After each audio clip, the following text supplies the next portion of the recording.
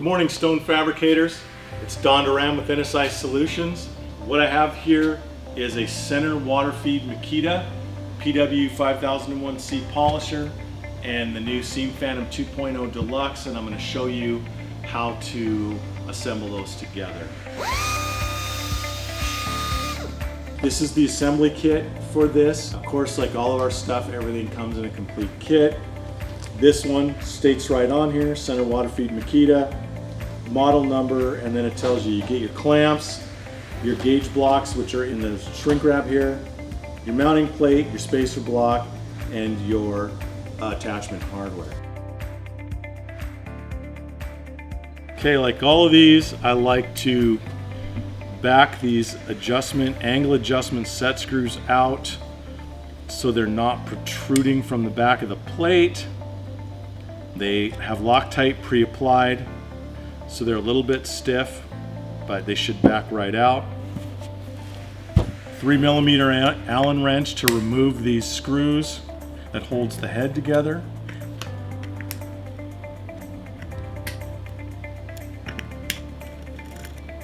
Save those for reassembly if you ever want to put it back together.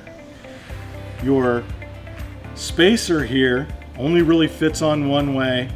This notch basically goes over the top of this plastic housing like that, and your mounting plate, orange notch to the top, and then you mount them. This says Makita PW 5001C, but you probably can't see it.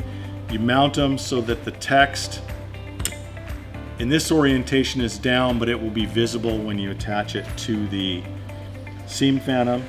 And then again, a 3mm Allen wrench, some longer screws,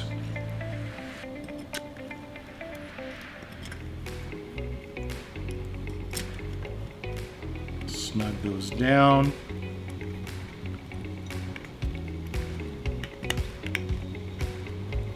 Okay, now that is ready to attach to your Seam Phantom. 5/32 Allen wrench, we can take the mounting screws out. I'll try and do it backwards here so you can see.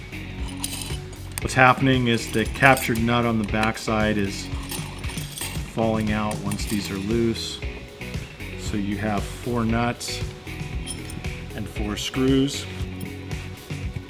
And now you can set that right in there into the recess. Let's try and do it like this so you can see the first one in.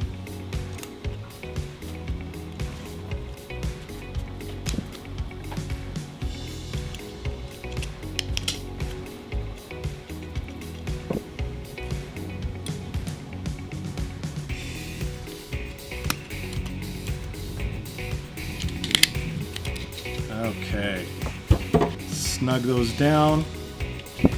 I usually set the set screws in till they just touch the black machine part. And if you never need to adjust the angle, you can just leave them like that. Now, in some other videos, we've talked about how to adjust the angle, but the first thing you want to do is put on your SL3 adapter. No spacer needed for this one.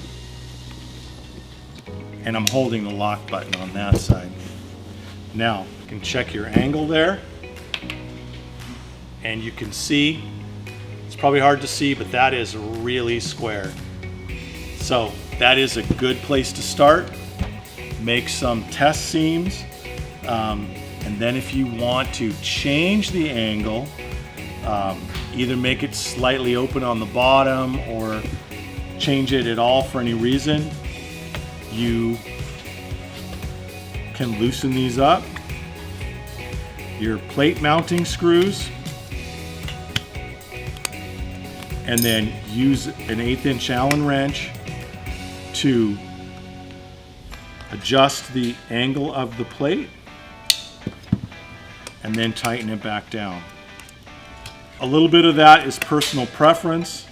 A lot of fabricators like it perfectly square, and then there's equal number who like it just barely open on the bottom. That way it never accidentally touches on the bottom first. And then of course when you're grinding, you would like the leading edge of the pad to touch first, and that'll be your best seam. You'll get your best edge. So you want the pad, this leading edge, because rotation's that way, you want the leading edge, you want it to be either touch square or the leading edge to touch first.